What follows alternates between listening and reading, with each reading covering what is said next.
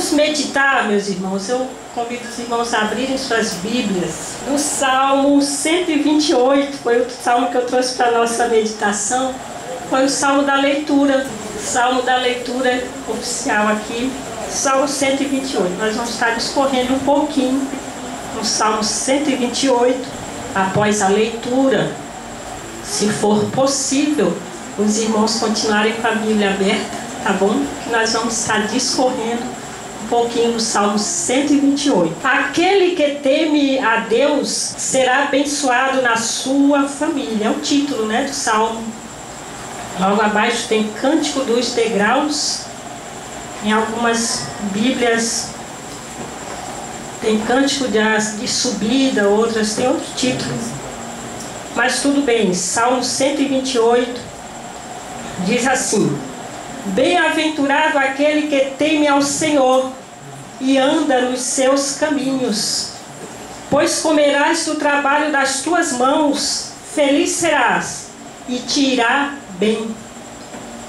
A tua mulher será como a videira frutífera aos lados da tua casa, e os teus filhos como plantas de oliveira à roda da tua mesa. Eis que assim será abençoado o homem que teme ao Senhor. O Senhor te abençoará desde Sião, e tu verás o bem de Jerusalém em todos os dias da tua vida. E verás os filhos de teus filhos, e a paz sobre Israel. Glória a Deus. Meus irmãos, sempre que medito num salmo, ou a gente estuda um salmo, eu gosto de falar alguma coisa antes sobre o salmo, sobre o que alguns estudiosos falam dos salmos. E nós sabemos que os salmos, eles são assim uma bênção para a nossa vida, né? Há momentos que nós só estamos assim, em momentos, sabe, de angústia, em momentos de tristeza. Muitas vezes nós só nos apegamos aos salmos, né? Só conseguimos ler os salmos. Então olha só a bênção que os salmos são para a nossa vida. Calvino dizia que os salmos fazem a anatomia da alma. Ambrósio também, ele fala sobre o salmo. Ele diz que o salmo é como o ginásio do espírito. Nós vamos muitas vezes para uma academia exercitar o físico. Nos salmos, nós vamos para os salmos para exercitar os músculos da alma. Olha a importância dos salmos na nossa vida, né? Então nós encontramos uma palavra para qualquer situação da nossa vida. Nós encontramos nos salmos, né? Às vezes nós nos deparamos com as crises existenciais. E aí onde a gente vai encontrar uma palavra para essas crises existenciais? Nos salmos nós encontramos.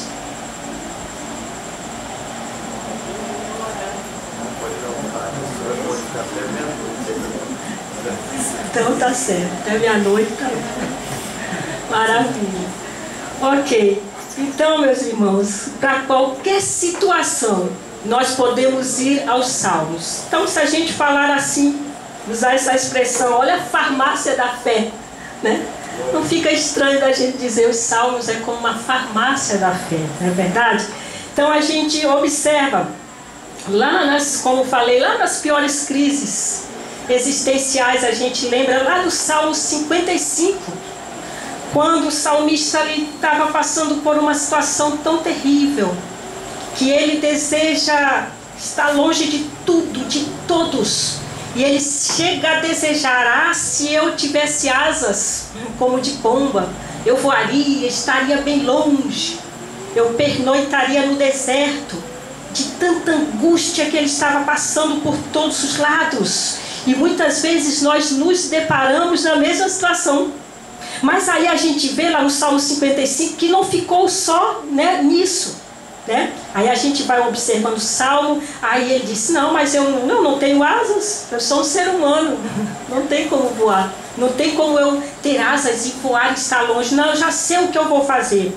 Aí ele diz lá no Salmo 55, ele diz: olha, eu vou orar, eu vou apresentar essa situação diante do meu Deus, pela manhã, à tarde, à noite, eu vou apresentar essa situação, esse problema difícil. E lá no Salmo ele diz: eu sei, eu tenho certeza que o meu Deus me ouvirá e vai me tirar dessa situação. E Deus tirou mesmo, porque quando a gente começa a estudar o Salmo 55, a gente vai ver mais lá no final que ele já está restaurado, o salmista, sabe, passou por toda essa crise, e aí ele apresentou o problema, a dificuldade diante de Deus, e aí ele está curado. Aí ele diz assim: agora eu dou um conselho para vocês, lance o teu cuidado, a tua dificuldade sobre o Senhor, e Ele te sustentará, porque Ele fez isso na minha vida. É isso que o salmista está falando. Então, irmãos, Salmo 73, né, de Asaf, quando a gente lembra também, olha que crise ali Asaf passou, né? Uma crise ali que ele ficou tão perturbado, estava passando por uma situação tão difícil. Ele ali teve uma crise existencial, a ponto dele achar que servir a Deus é de balde, servir a Deus, porque ele olhava para a vida dos ímpios, que não temem a Deus, não querem saber de Deus, e na visão de Asaf, estava tudo bem com eles. E ele disse: eu aqui servindo a Deus, e olha quantas dificuldades, eu olho para um lado é dificuldade, olho para o outro lado dificuldade. Aí eu vejo a vida dos ímpios, parece que está tudo mil maravilhas. Mas não estava, né, irmãos? É a visão de Asaf, uma visão que ele estava assim, sabe? Mas aí ele chega a dizer lá no Salmo 73, ele: espera aí, até que, parece que, usando um linguajar, parece que caiu a ficha para Asaf. E ele diz: até que eu entrei no templo e eu atentei para o fim dos ímpios, daqueles que não temem a Deus. O caminho deles é escorregadios. Escorregadio. Aí ele vai e aí ele toma consciência e diz: não, Senhor, eu estou sempre contigo. O Senhor está sempre comigo. E isso é tudo que nós precisamos. Aleluia. E aí Asaf volta, né? Volta da situação, da sua crise. Ok, mas nós estamos falando do Salmo 128. E é esse que nós vamos começar a ver aqui. Agora o Salmo 128. Isso é só para a gente observar quantas lições, né, irmãos, nós podemos obter dos Salmos. Graças a Deus. Aí começa, Salmo 128 e o verso 1. Bem-aventurado, aqui na minha versão diz: bem-aventurado aquele que teme ao Senhor e anda nos seus caminhos. Olha esse termo aqui, bem-aventurado. É um termo que, traduzido no hebraico, significa feliz. Já começa com essa expressão. Esse salmo é considerado o salmo da família. Já começa com feliz. Já estamos tratando aqui de felicidade. É o que Deus quer para as famílias, né? Por isso que nós não devemos, família, nunca desista da sua, porque é o projeto de Deus e Deus tem planos para as famílias, né? Então nós vemos aqui, bem-aventurado, feliz. E aí a gente vai ver essa expressão lá no Salmo 1 também, que começa dessa forma, bem-aventurado. Lá também no Sermão da Montanha, Mateus 5, também Jesus usa essa expressão, bem-aventurados, pobres de espírito, né? Então nós vemos aqui a normalidade da felicidade. Algo bem normal. Ser feliz. A felicidade aqui não é forçada. Não é forçada, ela vai naturalmente, ó. Bem-aventurado aquele que teme ao Senhor. Naturalmente. Que maravilha. Vemos aqui a normalidade da felicidade. Ela vem naturalmente. E o porquê que ela vem naturalmente? Aí a gente começa a ver aqui no Salmo o porquê que a felicidade, ser feliz, é algo que pode vir de forma bem natural. É o que nós aprendemos aqui. Olha só, a sociedade, ela busca a felicidade. Só que há uma corrida frenética atrás da felicidade, né, irmãos? Quando a gente vai nas bancas de revista, tá lá 5 passos para você ser feliz. Ah, se você fizer isso, tal, você vai ser feliz. E é uma busca, sabe? Uma busca assim pela felicidade, que hoje as pessoas estão à procura da felicidade. Aí interessante que eu estava lendo sobre um país chamado Butão. E aí é chamado de País da Felicidade. Eu fiquei curiosa, porque País da Felicidade tem até o Ministério da Felicidade. Eu achei interessante. Um país que tem Ministério da Felicidade. Eu disse, olha só, interessante esse país, né? O País da Felicidade. E aí eu fui observar mais um pouco sobre o país.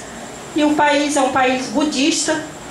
E na verdade é só assim um desejo que eles têm pela felicidade.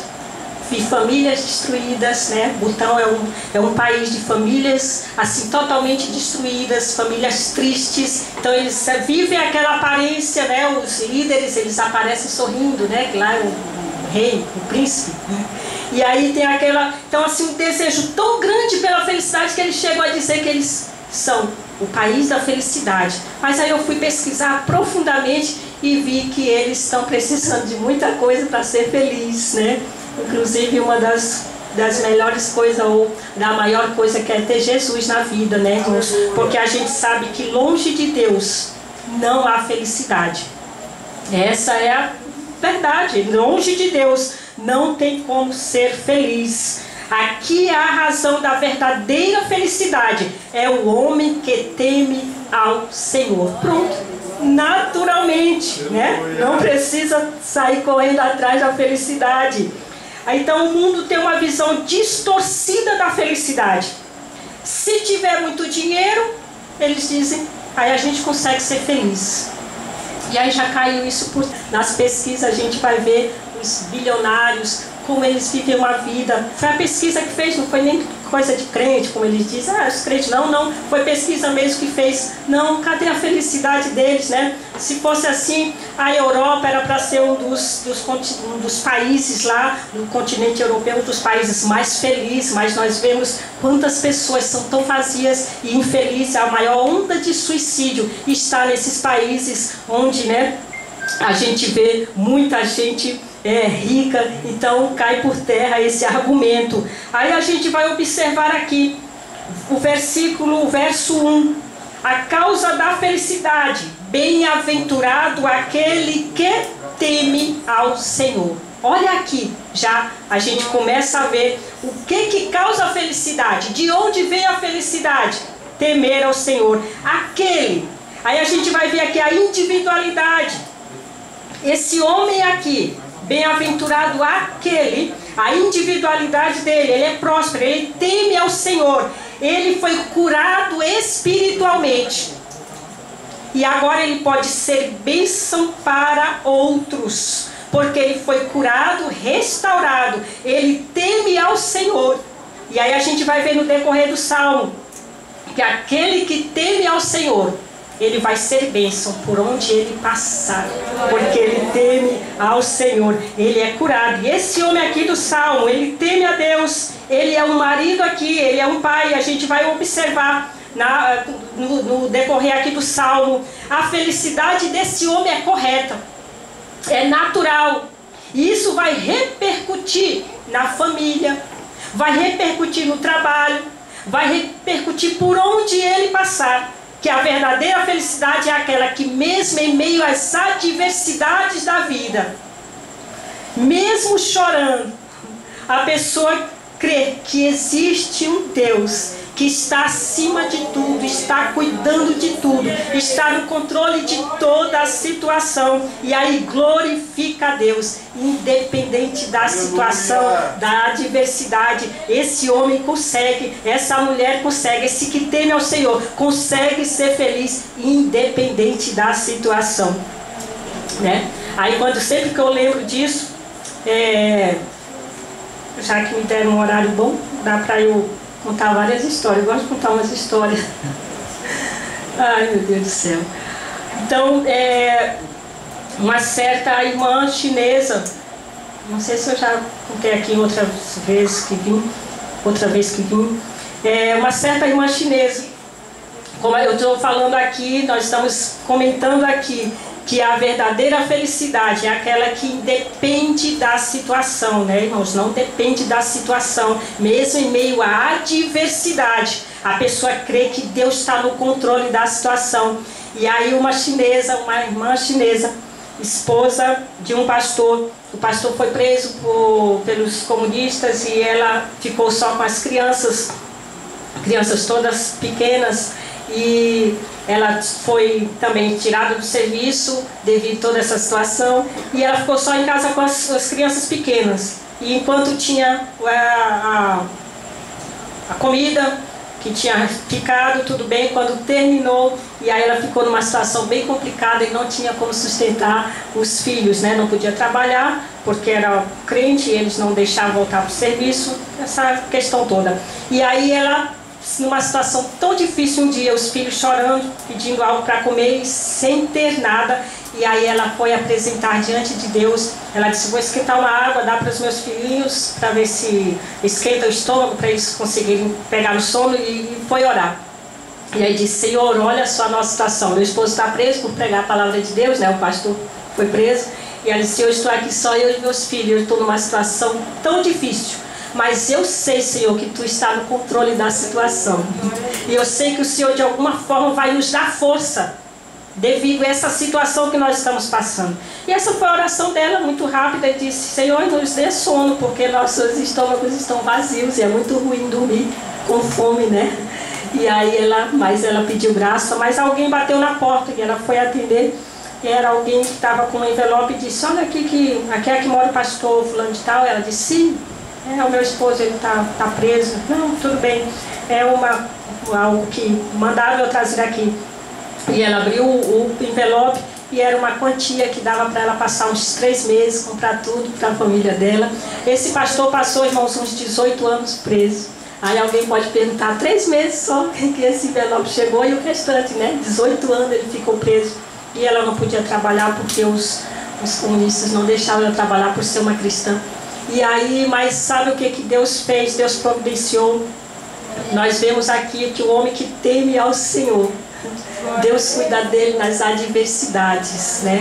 E aí, depois acabou dos 3 meses, acabou os mantimentos, mas aí começou a chegar envelopes do Brasil, da América e da Europa, começaram a chegar na casa da irmã, e aí deu sustento. Durante todos esses 18 anos, Deus sustentou ofertas de pessoas chegando.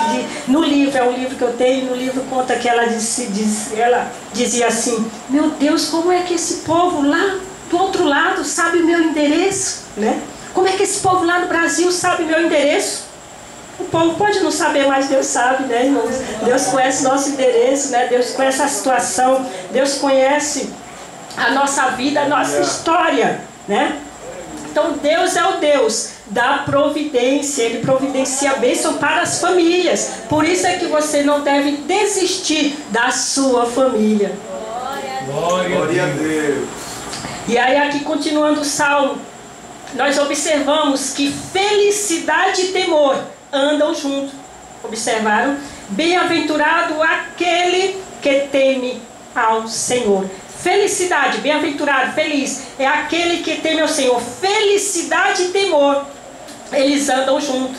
A gente sabe que temor é diferente de medo, né, irmãos? Claro, se há um medo aqui, esse medo deve ser de viver longe de Deus. Esse deve ser o medo aqui. Mas o do Salmo 127, 128 que nós estamos lendo, esse temor aqui é aquele temor que diz respeito a levar Deus a sério, sabe? Não brincar com Deus, não lidar com o sagrado de qualquer jeito, de qualquer forma. Ninguém consegue ser feliz sem temer a Deus. Essa é a verdade. Ninguém consegue ser feliz sem temer a Deus. Se alguém não teme a Deus, dificilmente ele será bom e fiel com os outros, né? Bem claro isso da gente entender. Então, um relacionamento familiar feliz, é necessário haver temor. Temor de Deus. Um marido que teme a Deus será um bom esposo. A mulher que teme a Deus será uma boa esposa. Se um filho não teme a Deus, ele não vai temer os pais, né, irmãos? Não vai temer ninguém, não vai temer os professores. Se não teme a Deus, não vai temer ninguém. Mas se teme a Deus, olha que bênção que ele vai ser na sociedade. É isso que a Bíblia está nos dizendo aqui. E se uma família, se uma igreja, que é uma família, teme a Deus, ela tem um remédio para os males da sociedade, né? Aleluia! E esse homem aqui, do Salmo 128, ele não só teme ao Senhor, mas ele faz o quê? Anda, observaram aí? Anda nos seus caminhos. Essa é a prática da vida. Ele teme a Deus, mas não fica só nisso. Eu só temo a Deus. Não, ele vai para a prática. Ele anda, sabe? Ele se move. Onde coloca a mão, ele é bem sucedido. Ele é próspero. Por quê? Porque ele teme a Deus. Não adianta temer a Deus e ficar parado, né? Nós nos movemos, né? Nós saímos, porque nós tememos a Deus. E nós temos que ser bênção para outros, porque nós tememos a Deus. Então, em o verso 2 diz assim: pois comerá do trabalho das tuas mãos. O anterior, esqueci de dizer, que ouvir a Deus é importante. Obedecer vai além, vai para a prática, né? Que é essa questão da prática da vida. Não basta temer a Deus. Então, ouvir a Deus é muito importante, mas obedecer vai além. E aí o verso 2 diz assim: pois comerá do trabalho das tuas mãos, feliz serás se te irá bem. Olha essa conjunção, irmãos. Pois comerás. Esse homem aqui é feliz, ele teme a Deus, e ele não acha agora, porque ele teme a Deus, agora tudo vai cair do céu. Deus, vou ficar despreocupadinho aqui, né, balançando aqui na rede. Eu temo a Deus, tá tudo bem, vai cair do céu. Não, ele segue a vida normal, né? O curso normal. Ele trabalha. Comerás, olha o verso diz: comerás do trabalho das tuas mãos. Trabalho não é maldição, como alguém anda falando por aí afora. Maldição, trabalho, não sei o que não. Trabalho é bênção de Deus, né, irmãos? Trabalho é bênção. Trabalho faz bem pro corpo. Trabalho faz bem para a mente, né? É uma bênção. Jesus, para dar exemplo, ele disse assim: meu pai trabalha até agora e eu também. Antes de Adão pecar, ele já tinha o trabalho dele.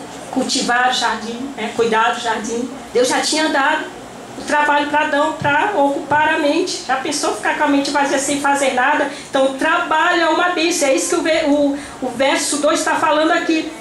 Ninguém nasce preguiçoso. Já pararam para pensar nisso?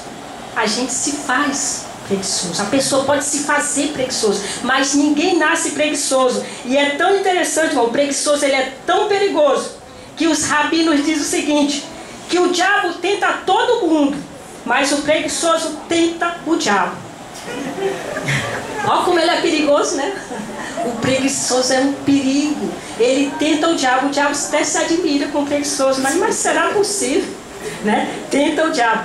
Então o homem que teme a Deus se dedica ao trabalho, para o sustento da sua família, né? Ele é trabalhador. É por isso que normalmente quando tem dois jovens namorando, os pais da moça estão preocupados para saber se ele é trabalhador, né? Teme a Deus, se ele é trabalhador, né? Não basta só temer, tem que ser trabalhador. E sempre o temente a Deus, ele é o trabalhador, né? É o que o salmista está falando aqui. Então, para o sustento da sua família, os pais da moça perguntam: ele é trabalhador, tal. Vemos aqui, antes de Deus dar Eva para Adão, deu um trabalho para Adão, né? Antes de dar a Eva para Adão, Deus deu um trabalho para Adão. Nomeia aí esses animais, né?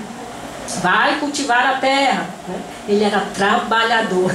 Então Adão foi um homem trabalhador. Já é feliz. Esse homem aqui, o salmista aqui fala, esse homem, ele é feliz por temer a Deus. Ele é feliz por estar realizado no que faz, no seu trabalho. Mesmo voltando cansado, vezes do trabalho, irmãos. Mas ele está realizado, dever cumprido, né? Ele pode sustentar a família. Esse homem aqui, ele está feliz. Serás feliz e tudo vai bem. Olha o verso 2, continuando aí o verso 2. Não, esse bem aqui não é ausência de problema, não, a gente sabe disso. Problemas, quem não tem problema, na verdade, né? Pode ter uma dificuldade aqui, ali, outros mais, outros menos. Não é ausência de problema, mas é a certeza que mesmo que não esteja bem agora, mas porque nós estamos em Deus, ficará tudo bem. Lembra de Eliseu? Da mulher lá, sunamita, né? A mulher está com um problema terrível. Olha, um problemão. Que problema? O filho morto. Mas aí Eliseu diz, lá vem a sunamita. E manda Geazi na frente perguntar, né? Vai lá, pergunta para ela. Como é que ela está? Como é que o marido está? Como é que o filho dela está? E qual foi a resposta dela? Está tudo bem. Estava tudo bem, irmãos? Não, o filho morto em casa. Mas ela chega a dizer, está tudo bem, porque ela sabia que iria ficar tudo bem quando ela falasse com o homem de Deus. Pode não estar tudo bem agora, mas quem teme a Deus tem essa esperança, vai ficar tudo bem. Vai ficar tudo bem. O verso 3, em tua casa, olha só, usa muito aqui tua casa, né, teus filhos. Olha só a gratidão pelo lugar. Aí alguém pode falar assim, ah, mas é alugado. Moro lá no aluguel, mas tem um lugar para estar. Quando volta do serviço de qualquer lugar, tem um lugar, né? Tem uma casa, pode ser alugada. Muitas vezes, irmãos, nós somos tão ingratos. Tem gente que não tem para onde ir, né? Tem gente que está debaixo da ponte. Não tem um lugar, não tem um endereço. Já pensou não ter um endereço? Complica tudo, não consegue arrumar um emprego, não consegue nada porque não tem um lugar. E às vezes nós pedimos tanta coisa a Deus e não paramos para agradecer o teto que nós temos, o lugar, né? Então, em tua casa. Nós pedimos um monte de coisa para Deus, mas nós às vezes não paramos para agradecer. Se temos o básico, devemos glorificar a Deus, né? Então a prosperidade aqui, a prosperidade está aqui, tua casa, tua mulher, teus filhos. O que o Salmo nos mostra com relação a uma família, como é que Deus enxerga a família. Irmãos, esse salmo nos dias de hoje é um salmo assim, essencial para a família, né? Que a família hoje é assim, muitos aí fora falam mal da família e tal, mas esse salmo, olha como é que Deus vê a família. Um homem trabalhador, uma mulher abençoada, produtiva, frutífera e filhos obedientes. Sempre vai ser assim que Deus vê na família. Aleluia. Deus não vê de outra forma, né? Pode a sociedade aí, longe de Deus, falar várias coisas, né, contra a família, mas Deus vê a família desta forma aqui do Salmo 128. Então, a roda da tua mesa, se reúne ao redor da tua mesa. Há uma comunhão, há um diálogo aqui entre família. Irmãos, olha a união que há aqui. Esse Salmo 128, ele está entre os salmos, por isso que ele é chamado aí o título, Salmo dos Degraus, né? Porque do Salmo 120 até o Salmo 134 é chamado de Cântico dos Degraus, porque os judeus, eles subiam a Jerusalém, né? E eles iam para a festa, né? Tinham 3 festas e pelo menos uma festa eles tinham que ir. E aí eles iam cantando esse salmo, que é do 120 até o 134. Por isso que é chamado de Cântico dos Degraus. E imagina eles aqui em casa, ao redor da mesa, e eles ensaiando. Disse, olha, nós vamos lá para a festa e nós já vamos cantando esses salmos. Imagina eles cantando esse salmo pelo caminho. O caminho era longo, mas eles iam cantando esses salmos. E esse aqui que a gente leu é um desses salmos que eles iam cantando pelo caminho, né? Toda aquela caravana, né? Aquelas dificuldades do caminho, crianças, mas eles iam ali. Então, nós observamos aqui, no Salmo 128, que é o que nós estamos estudando. A tua mulher será como a videira frutífera aos lados da tua casa, e os teus filhos como plantas de oliveira, à roda da tua mesa. Deus vê a família aqui como jardim. Quem não gosta de estar num jardim? Né? Quando a gente vai fazer um passeio, que coisa agradável é um jardim, né, irmãos? Bom demais. Um lugar agradável de descanso. E esse é o plano de Deus para as famílias. Os termos mulher será como a videira, frutífera aos lados da tua casa, os filhos como plantas de oliveira à roda da tua mesa. E aí a gente precisa observar aqui mais um detalhe. Mesa para o judeu não é algo simples como para nós aqui ocidentais, né? Mesa aqui, quando foi escrito mesa para o judeu, irmãos, sabe? É uma dimensão chamada comensalidade, é o comer junto. E isso é de uma importância enorme para os judeus. É o mais alto grau de amizade. E é o que muitas famílias hoje têm desprezado, essa comunhão ao redor, sabe, assim, da mesa. Muitas famílias, né, têm desprezado isso, essa comunhão, essa coisa maravilhosa que é do estar junto na hora da refeição, o comer junto. E para eles isso tinha um valor enorme, muito grande. Era o mais alto grau de amizade. Por isso que os fariseus ficavam perplexos, eles ficavam assim, sabe, malucos, porque Jesus comia, né, a refeição de Jesus lá com os fariseus, e aí eles ficavam confusos. Mas o que significa isso? Jesus aí no mais alto grau de amizade com esses fariseus, com esses pecadores? Que história é essa desse Jesus? Por isso essa confusão deles, né? Por causa dessa questão aqui. Então, a gente observa, para eles é um valor tão grande que eles diziam assim: nós temos 5 sentidos. E aí, quando sentamos para a nossa refeição, nós usamos 4 sentidos, né? Quais são esses 4 sentidos que nós usamos? Nós vemos a comida, nós sentimos o cheiro da comida, nós pegamos a comida e nós saboreamos os 4 sentidos aqui. Né? Só falta um. Aí os gregos dizem, que interessante isso, só falta um, que é o quê? A audição. Aí o que os gregos faziam? Para completar isso, eles quebravam os pratos para ouvir a comida, né? Para completar os 5 sentidos, né? Então, esse homem aqui que nós estamos vendo, já aprendemos que ele é o quê? Ele é feliz por quê? Porque ele teme a Deus, porque ele se sente realizado, porque ele tem uma família e a mesa faz sentido, ele se sente bem. É agradável estar ali em família, estar ali na mesa, né? Participando daquela refeição. Aí o verso 4. Assim será abençoado o homem. Esse homem reconhece que tudo que ele tem vem do Senhor. Que Deus é soberano. Ele compreendeu que Deus olhou para ele, derramou a sua graça sobre ele. Tudo isso, bondade de Deus, graça de Deus. O verso 5. O Senhor te abençoará desde Sião, e tu verás o bem de Jerusalém todos os dias da tua vida. Meus irmãos, o homem que teme ao Senhor, que é o que esse salmo diz, ele possui o Espírito de Deus. Ele não deseja o bem ou felicidade só para si. Ele não está interessado só no seu bem-estar. O homem que teme a Deus, ele sempre pensa no outro, né? Sempre pensa no outro. Quanto mais Deus o abençoa, mais ele se torna um abençoador dos outros.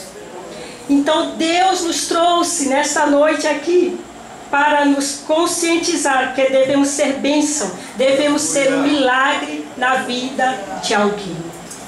E aí a gente observa aqui que ele usa a palavra Sião, essa nomenclatura bem antiga, ele usa aqui Sião, lembrou do passado. E o nosso passado foi tratado por Deus. Quem nós éramos, né, irmãos? Quem nós éramos? Distanciados de Deus. E aí Deus nos curou. Glória a Deus. Nós estamos aqui. Nós tememos a Deus. Que maravilha o que Deus fez por nós. Pura graça de Deus. E aí nós estamos vivendo agora com Ele e para Ele. E aguardando um futuro glorioso que está reservado para nós. Que tememos a Deus. Então Deus é maravilhoso. Que até para aqueles que podem dizer muitos, né, podem se queixar. Ah, meu pai falhou comigo, minha mãe falhou, eu não tive uma família legal, uma família como todos falam, família carinhosa. E aí muitos podem falar isso e podem se queixar.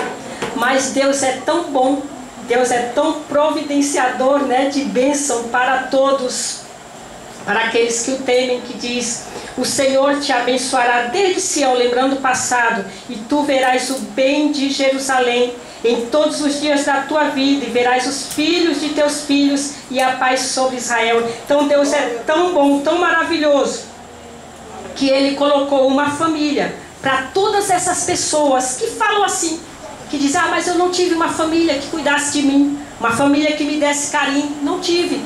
Mas aí da família de Deus, olha que Deus providencia, né? Para todo aquele que teme o seu nome, providenciou uma família.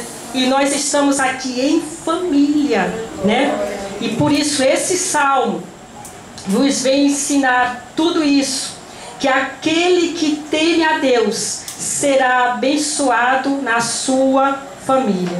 Por isso, irmãos, esse tema, família, nunca desista da sua, porque Deus, né, não desiste.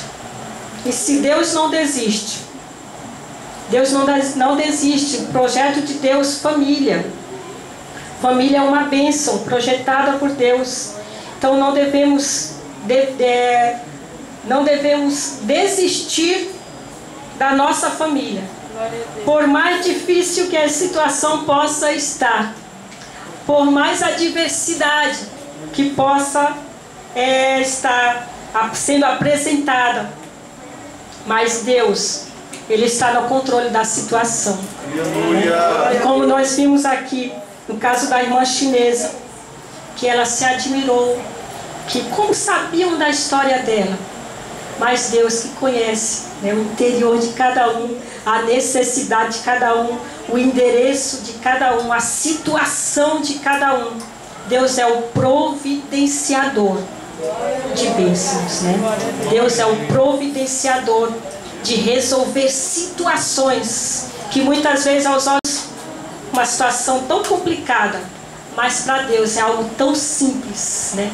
Tão simples. É só colocar diante de Deus, como o salmista fez lá no Salmo 55. Comecei citando o Salmo 55, situação bem difícil que ele estava, mas colocou diante de Deus.